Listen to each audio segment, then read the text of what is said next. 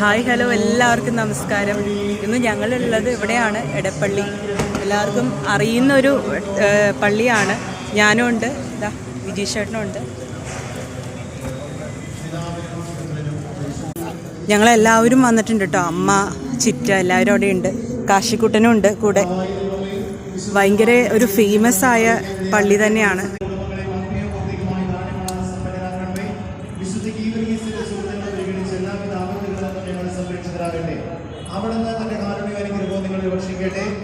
നമ്മുടെ കർത്താവ് യേശുമിശിഹായുടെ കൃപയും പിതാവായ ദൈവത്തിന്റെ സംരക്ഷണത്തിന് വേണ്ടി യാചിച്ച് നമുക്ക്